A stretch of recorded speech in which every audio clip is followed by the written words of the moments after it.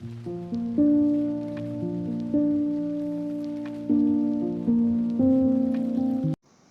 वालेकुम व्यूअर्स, कैसे हैं आप? उम्मीद करती हूँ खैरियत से होंगे।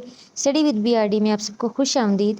ईएनजी 201 की लेक्चर सीरीज़ का आज छठा लेक्चर है, जिसमें हम पिछला टॉपिक ही कंटिन्यू करेंगे। पिछले में हम ऑब्जेक्टिव को डिफ़ाइन करना, जो कि सबसे इम्पोर्टेंट फैक्टर होता है किसी भी डॉक्यूमेंट की राइटिंग का, उस पे स्टडी कर रहे थे और हमने देखा था कि 2 किस्म के जो हैं वो ऑब्जेक्टिव्स होते हैं, एक एक्सप्लिसिट होते हैं, एक इम्प्लिसिट। तो आज हम मज़ीद ऑब्जेक्टिव को डिफ़ाइन करने की कुछ गाइडलाइंस पढ़ेंगे, ठीक है, कि कौन-कौन सी चीज़ें आपको अपना ऑब्जेक्टिव डिफ़ाइन करते हुए ज़हन में रखनी चाहिए। तो सबसे पहली गाइडलाइन है कि टास्क यू सबसे पहले कि identify the task you will help your reader perform while they read. यानी आपको इस तरीके से अपना जो है वो लिखना है कि आप अपने रीडर की हेल्प कर सकेंगे, वो इजीली आपके टॉपिक को पढ़ सके, ठीक है। बहुत सारी चीज़ें ऐसी होती हैं कि मतलब अगर एक तरीका एक ये होता है कि आपके लिए लिखना आसान हो, ठीक है, एक तरीका वो होता है कि आपके पढ़ने वाले के लिए पढ़ना आसान हो लेकिन आपके लिए मुश्किल। अगर आप तरीका वो चूज़ करें कि आपके लिए लिखना आसान हो लेकिन सामने वाले के लिए पढ़ना मुश्किल, तो ये आपकी रीडर सेंटर अप्रोच नहीं होगी। और हमने क्या कहा था कि हमें रीडर को माइंड में रख के लिखना है, ठीक है। तो वो मतलब ऐसे इस तरीके से लिखना कि आपका रीडर इजीली लोकेट कर सके, अंडरस्टैंड कर सके और इन्फॉर्मेशन को यूज़ कर सके जब वो चाहे सिचुएशन के हिसाब से, ठीक है। तो इस तरीके से आपको लिखना है। तो यहाँ पे एक एग्जांपल दी हुई है कि अगर आयशा को जो है वो एक इंजीनियर है जो कि और एक स्टील मिल में काम करती है, तो उसको ये टास्क दिया गया है कि मतलब एक जो है वो फर्नेस जो है वो ख़रीदना है। तो मतलब वो बताए कि 2-3 कंपनीज़ का है और आप वो उसको बताना है, दोनों कंपनीज़ की इन्फॉर्मेशन देनी है कि कौन सी जो है वो कंपनी से उसको वो जो है वो जो भी सामान है फर्नेस है जो है वो ख़रीदना चाहिए, ठीक है। तो आप उसको दोनों कंपनीज़ की जो है वो मुकम्मल इन्फॉर्मेशन देनी है। तो आप उस पे डिपेंड करता है वो किस तरीके से देख सकते हैं। एक होता है डिवाइड पैटर्न, एक होता है अल्टरनेटिंग पैटर्न, ठीक है। डिवाइड पैटर्न में ये कि पहले आप ए की एक चीज़ करेंगे, फिर बी की कर लेंगे, फिर ए की, फिर बी की, ठीक है। जबकि अल्टरनेटिंग पैटर्न में ये है कि एक चीज़ की जो बात हुई है वही उसी चीज़ की बात बी के बारे में भी हो, यानी कि हर लिहाज से, यानी अगर कॉस्ट देखनी है तो ए की भी कॉस्ट देखी जाए, बी की भी देखी जाए, ठीक है। फिर उसके बाद एफिशिएंसी अगर देखनी है तो ए की भी देखी जाए, बी की भी देखी जाए, ठीक है। हर चीज़ को यानी कि कंपैरेटिवली बयान करना, अल्टरनेटिव ये है, ठीक है। डिवाइड पैटर्न में ये है कि आप डिवाइड कर दो, एक तरफ ए का एक तरफ बी का, कंपैरेटिवली नहीं होता, ठीक है। तो अगर आप ये कहें कि अल्टरनेटिंग पैटर्न अगर वो यूज़ करेगी तो उसे पता है कि ये रीडर सेंटर अप्रोच होगी, क्योंकि उसका रीडर इजीली वो चाहेगा कि उसके पास डिटेल में हर क्राइटेरिया से जो है वो इन्फॉर्मेशन दी जाए कंपेयर करके, ठीक है, ताकि उसके लिए आसान हो फैसला करना। तो इसलिए अगर आपको जो है वो रीडर सेंटर अप्रोच अगर आप रखेंगे और आप देखेंगे कि कौन सा जो है वो तरीका आसान होगा मेरे रीडर के लिए, ना कि मेरे लिए, ठीक है। वो ज़ाहिर सी बात है, इस तरह से लिखना आपके लिए मुश्किल होगा, आपको ज़्यादा से ज़्यादा डिटेल चाहिए होगी, हर चीज़ की कॉस्ट की डिटेल चाहिए होगी, मटेरियल की क्वालिटी की डिटेल चाहिए होगी, उसकी कंपनी का बैकग्राउंड चाहिए होगा, सब कुछ आपको ज़्यादा सर्च करना पड़ेगा, ज़्यादा लिखना पड़ेगा, लेकिन क्या है, रीडर के लिए आसानी हो जाएगी फैसला लेने में। दूसरा क्या है कि tell how you want to alter the reader's attitude, कि आपको ये पता होना चाहिए कि आप अपने रीडर को एटीट्यूड किस तरीके से चेंज करेंगे। अब इसमें ये डिपेंड करता है कि आपके रीडर का आपके बारे में एटीट्यूड है क्या। कि आप अगर पहले से पॉजिटिव है तो आपको उसको री करना होगा, ठीक है, कि मतलब आगे भी ऐसा ही रहे, इस प्रोजेक्ट में भी ऐसा रहे। और अगर नेगेटिव है तो आपको नेगेटिव से पॉजिटिव में लेके आना होगा।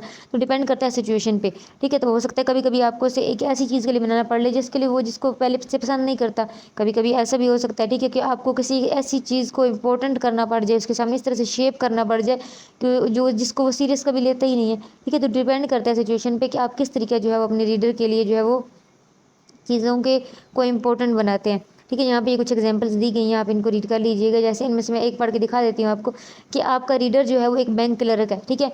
Who will be using the computer system, they are afraid the new system and और there for the resultants to use them. कि आपके मतलब रीडर अगर आपके बैंक क्लर्क हैं यानी आपके जूनियर्स हैं, ठीक है, तो अब वो उनके पास एक नया कंप्यूटर सिस्टम उनको दिया गया है। पहले वो जो यूज़ कर रहे थे वो उनका तो वो यूज़ हुए हुए तो नहीं पता था किस तरीके से यूज़ करना, लेकिन अब न्यू आया है सिस्टम। तो अब क्या है, आप कैसे क्या करोगे, ऐसा क्या करो कि उनका वो डर ख़त्म हो जाए और वो बिल्कुल सही से काम करने लग जाएँ। तो अगर आप एक ऐसा प्रोसीजर मैनुअल लिखो जिससे और वो इस तरीके से लिखो कि उन्हें पता चल जाए कि इस कंप्यूटर सिस्टम को कैसे यूज़ करना है जो न्यू सिस्टम आया है, तो आपने ये तरीका लिखा है और इससे क्या है उनका आपने एटीट्यूड चेंज किया, नेगेटिव से पॉजिटिव किया।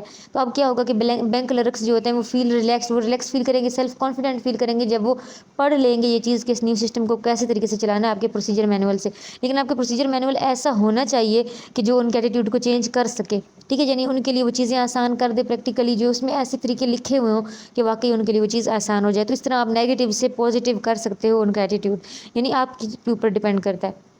उसके बाद अगली गाइडलाइन है कि identify and learn about your readers important characteristics, कि आपके रीडर की इंपॉर्टेंट करेक्टरिस्टिक्स क्या हैं। ठीक है, आपका रीडर को किस तरीका का मतलब आपका रीडर है। रीडर मोस्टली के 3 किरदार के होते हैं, या तो डिसीजन मेकर होगा, या एडवाइज़र होगा, या इंप्लीमेंटर होगा। डिसीजन मेकर वो होता है जिसने आपका डॉक्यूमेंट पढ़ना है और उसने जो है वो उस डॉक्यूमेंट की बेस पे बाकायदा जो है पर्टिकुलर सिचुएशन में एक डिसीजन लेना है अपनी ऑर्गेनाइजेशन के लिए। ठीक है, आपके डॉक्यूमेंट के बेस पे। एडवाइज़र वो होता है कि जिसने आपकी इन्फॉर्मेशन जो है पढ़नी है, फिर उसने वो इन्फॉर्मेशन प्रोवाइड करनी है, डिसीजन मेकर को एडवाइस करेगा उसे। ठीक है, तो डिपेंड करता है कि आपकी जो जो इन्फॉर्मेशन है वो इस काबिल लगेगी एडवाइज़र को कि जो आगे वो एडवाइस करे डिसीजन मेकर को। तीसरा आपका रीडर हो सकता है इम्प्लीमेंटर, कि जिसने जो है डिसीजन जो किया है डिसीजन मेकर ने उसको इम्प्लीमेंट करना हो। ठीक है, तो इम्प्लीमेंट करने वाला भी आपका जो है वो रीडर हो सकता है, तो डिपेंड करता है सिचुएशन पे। तो आपके जो रीडर जो भी हो, चाहे डिसीजन मेकर है, चाहे एडवाइज़र है, चाहे इम्प्लीमेंटर है, कोई भी है, उसका आपके टॉपिक से फेमिलियरिटी कितनी है ये आपको ज़रूर देखना है। जो आपका रीडर जितना आपके टॉपिक से फेमिलियर होगा उस हिसाब से आपको बैकग्राउंड इन्फॉर्मेशन देनी है। अगर कोई रीडर ऐसा है जो टॉपिक से अनफेमिलियर है, उसको ज़्यादा आपके टॉपिक की जान पहचान नहीं है, तो वो ज़रूर ये चाहेगा कि आप जो भी इन्फॉर्मेशन दे रहे हो उसको इस तरीके से एक्सप्लेन करो कि वो उसके साथ रिलेट कर सके अपने आप को। ठीक है, तो ये आप पे डिपेंड करता है कि आप अपने रीडर को किस तरह फेमिलियर करते हैं अपने टॉपिक के साथ। उसके बाद दूसरी चीज़ है प्रेफर्ड कम्युनिकेशन स्टाइल, कि आपको रीडर के हिसाब से कि आपका रीडर जो डिसीजन मेकर है, इम्प्लीमेंटर है या एडवाइज़र है, उस हिसाब से जो है वो कम्युनिकेशन स्टाइल को भी चूज़ करना पड़ेगा। और फिर स्पेशल फैक्टर, क्योंकि हर रीडर यूनिक होता है। ठीक है, हर रीडर का एक अपना लेवल होता है, बैकग्राउंड होता है, एक अपनी नीड होती है। ठीक है, तो आपको अपने रीडर को ध्यान में रखते हुए जो है वो अपना डॉक्यूमेंट लिखना है, क्योंकि हर रीडर एक जैसा नहीं होगा। ठीक है, कुछ रीडर्स क्या होता है कि उनको मतलब उन किसी एक टॉपिक में बहुत अच्छे होते हैं, तो उसमें आपको डिटेल में जाने की ज़रूरत नहीं पड़ेगी। कुछ की वीकनेसेस होती हैं, तो आपको आपके रीडर का पता होना चाहिए कि मुझे उसके हिसाब से किस तरह की राइटिंग करनी है। अगली गाइडलाइन है कि learn the types of your possible reader. Possible reader मेरा कौन सा हो सकता है, यानी कि एक रीडर की कुछ एग्जाम है 3, यानी कि फैंथम रीडर्स, फ्यूचर रीडर्स और कम्प्लेक्स रीडर्स। फैंथम रीडर्स ये होते हैं कि जो आपसे हिडन होते हैं। ठीक है, जिनके बारे में आपको नहीं पता कि ये आपके रीडर्स हो सकते हैं। फॉर एग्जाम्पल, आपने अपना डॉक्यूमेंट लिखा है एक डिसीजन मेकर के लिए। ठीक है, आपको ये बताया गया था कि डिसीजन लेना है जिसने उसने आपका डॉक्यूमेंट पढ़ना है, लेकिन डिसीजन मेकर ने क्या हुआ, लास्ट टाइम पे वो बिजी हो गया और उसने अपने एडवाइज़र को बोल दिया कि आप ये डॉक्यूमेंट रीड कर लो एंड देन मुझे बता दो कि मुझे ये काम इस तरीके से करना चाहिए नहीं। तो अगर वो डॉक्यूमेंट एडवाइज़र पढ़ लेता है और आपके नोटिस में वो नहीं था कि वो एडवाइज़र भी जो है वो आपका डॉक्यूमेंट पढ़ सकता है, तो वो क्या है, आपका फैंथम रीडर है। यानी वो रीडर्स जिनको हम नहीं जानते होते, हिडन रीडर्स होते हैं, इनको अननेम्ड रीडर्स भी कहा जाता है। ठीक है, ये रियल होते हैं बट अननेम्ड रीडर्स होते हैं। तो इस वजह से आपको पॉसिबिलिटी ये हो सकती है, लेकिन अगर आपको लग रहा है कि ऐसी कोई पॉसिबिलिटी है तो फिर आपको इस ध्यान से राइटिंग करनी पड़ेगी।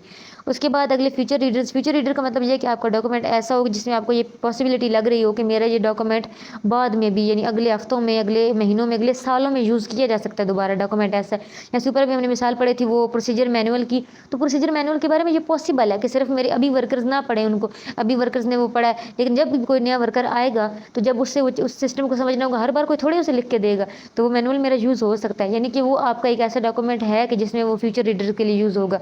ठीक है, तो यानी आपको ये भी देखना होगा कि क्या मेरा डॉक्यूमेंट ऐसा है या नहीं है।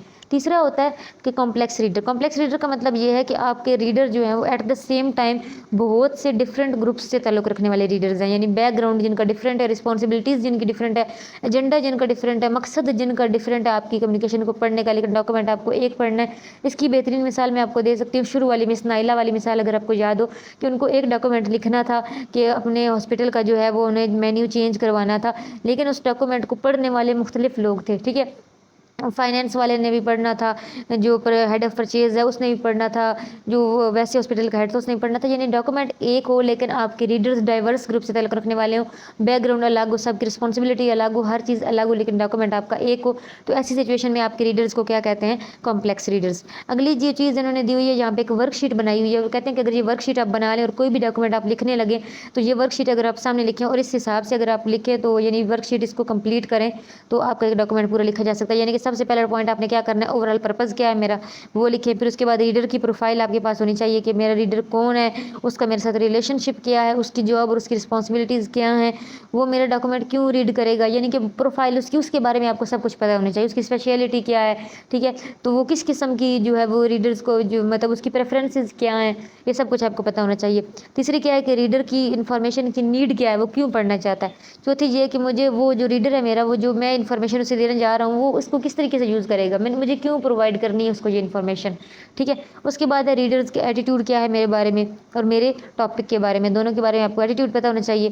तो यानी कि ये सारी चीज़ें जो हैं अगर ये आपको पता होंगी तो क्या होगा कि आप यानी इस तरतीब से अगर आप लिखोगे तो आपका एक डॉक्यूमेंट उसमें हर पहलू शामिल हो जाएगा और आपका एक डॉक्यूमेंट बामकसद डॉक्यूमेंट बन जाएगा। इसी चीज़ की इन्होंने नीचे ये वर्कशीट दी हुई है जो मैंने ऊपर टॉपिक्स बता दिए हैं बाकायदा। तो यानी कि अगर इस तरीके से आप बना लेंगे तो आसानी हो जाएगी, ठीक है। तो उसके अलावा ये था हमारा आज का लेक्चर, आई होप सारा क्लियर हो चुका है। ये आखिर में कुछ स्टाइल गाइडलाइंस हैं कि स्टाइल गाइडलाइंस भी आपको पता होनी चाहिए कि जो मतलब वो गाइडलाइंस जो प्रोफेशनली यूज़ होती हैं आपके ऑर्गेनाइजेशन में। हर ऑर्गेनाइजेशन की कुछ अलग भी होती हैं और कुछ जो ओवरऑल हैं वो कॉमन भी हैं, ठीक है। तो स्टाइल गाइडलाइंस में जनरली कौन सी चीज़ें शामिल होती हैं कि पेज फॉर्मेट मुझे कौन सा यूज़ करना है, टाइटल पेज यूज़ करना है या सिंपल पेज यूज़ करना है, ठीक है। हेड फुट वाला यूज़ करना है या बिल्कुल सिंपल पेज मुझे यूज़ करना है, वो डिपेंड करता है कि ऑर्गेनाइजेशन में क्या कौन सा पेज चलता है, ठीक है। उसके बाद मुझे नंबरिंग सिस्टम कौन सी रखनी है, मुझे पेज वाइज नंबरिंग देनी है, तस्वीरों के हिसाब से देनी है, सेक्शन के हिसाब से देनी है, मुझे किस हिसाब से नंबरिंग सिस्टम रखना है। उसके बाद मुझे हेडिंग्स और सब हेडिंग्स किस तरीके से देनी है, देनी भी है या नहीं देनी, ग्राफ्स की सूरत पैराग्राफ की सूरत में लिखना है या मुकम्मल ऐसे ही पेज पूरा भर के लिख देना है। फिर उसके बाद ग्राफिक्स एलिमेंट्स यानी कि तस्वीरें या फिर भी टेबल वगैरह जो यूज़ करने हैं मुझे वो कौन से यूज़ करने हैं, उनका इस्तेमाल पता होना चाहिए, पंक्चुएशन का ध्यान रखना है, डॉक्यूमेंट की पैकेजिंग किस तरीके से करनी है, मुझे किस तरह उसको पैक करके भेजना है। तो ये सारी चीज़ें जो हैं वो स्टाइल की गाइडलाइंस में से, और आपको ये देखना पड़ेगा कि मेरी जिस ऑर्गेनाइजेशन के लिए मैं लिखने जा रहा हूँ उसकी प्रेफरेंस गाइड स्टाइल के बारे में क्या है, उस हिसाब से आपको डॉक्यूमेंट लिखना होगा, ठीक है। तो ये था आज का लेक्चर, आई होप आपको समझ में आ गया होगा। कोई भी कन्फ्यूजन हो आप कमेंट बॉक्स में पूछ सकते हैं। इसके अलावा मेरा व्हाट्सएप ग्रुप मौजूद है इसी सब्जेक्ट का जिसका डिस्क्रिप्शन में लिंक मौजूद है, उसको ज्वाइन करें, वहाँ पे आप डिटेल में मुझसे डिस्कस कर सकते हैं कोई भी टॉपिक को। अगर वीडियो अच्छी लगी है तो लाइक करें, शेयर करें, चैनल को लाजमी सब्सक्राइब कर लें ताकि आने वाली वीडियोज़ का नोटिफिकेशन आपको मिलता रहे और आपका कोई भी जो है लेक्चर वो मिस ना हो। दुआओं में याद रखिएगा। अगली वीडियो तक के लिए अल्लाह हाफिज़।